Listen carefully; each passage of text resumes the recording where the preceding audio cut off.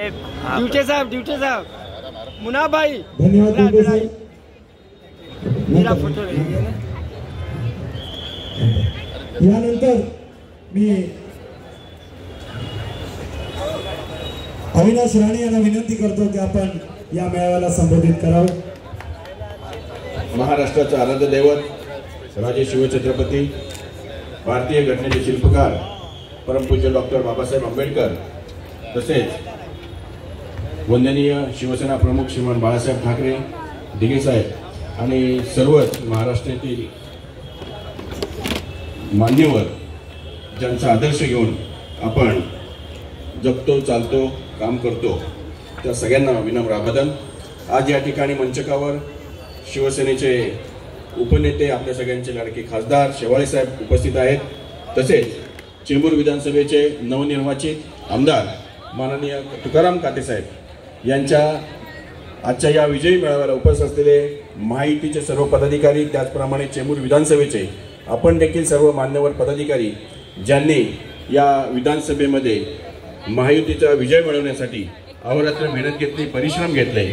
आणि हा देदीप्यमान विजय आपण महायुतीमध्ये खेचून आणलात त्याबद्दल आपले देखील सगळ्यांचे या ठिकाणी मी आभार व्यक्त करतो धन्यवाद व्यक्त करतो। आपण मनपूर्वक आपण काम केलं आपल्या जे आदर्श जे आहेत त्यामध्ये महाराष्ट्राचे नामदार मुख्यमंत्री माननीय एकनाथ शिंदे साहेब उपमुख्यमंत्री देवेंद्रजी फडणवीस साहेब उपमुख्यमंत्री अजितदादा पवार आणि त्याचप्रमाणे आठवले साहेब यांच्या मार्गदर्शनामध्ये सुरू असलेले महायुतीचे सरकार आणि त्या सरकारच्या वतीने त्याचप्रमाणे महाराष्ट्राच्या या विधानसभेच्या निवडणुकीमध्ये जे उमेदवार या ठिकाणी निवडून आलेले आहेत त्या सगळ्यांचं स्वागत चेंबूर विधानसभेचं तर आलेलं आहे। त्याचप्रमाणे सायन कोळीवाडा या ठिकाणी देखील आपला महायुतीचे भारतीय जनता पार्टीचे आमदार निवडून आलेले आहेत आणि सगळ्यात जास्तीत जास्त आमदार हे महायुतीचे आलेले आहेत त्याबद्दल महायुतीचे सर्व पदाधिकाऱ्यांचे देखील आभार। आजचा दिवस आपण अतिशय आनंदाने साजरा करतोय। या ठिकाणी अनेक मान्यवर येणार आहेत अनेक मान्यवरांना बोलण्याची संधी आहे आणि त्यामुळे जास्त मोठं भाषण न करता आता आपण भाषण केलेलं आहे अनेक ठिकाणी पोहोचलेलो आहोत। आता जे 5 वर्ष जे आहेत हे जे आपण लोकांसाठी बोललो जे लोकांसाठी करणार असं सांगितलेलं आहे त्यासाठी आपल्याला परिश्रम घ्यायचे आहेत आणि म्हणून महायुतीची जी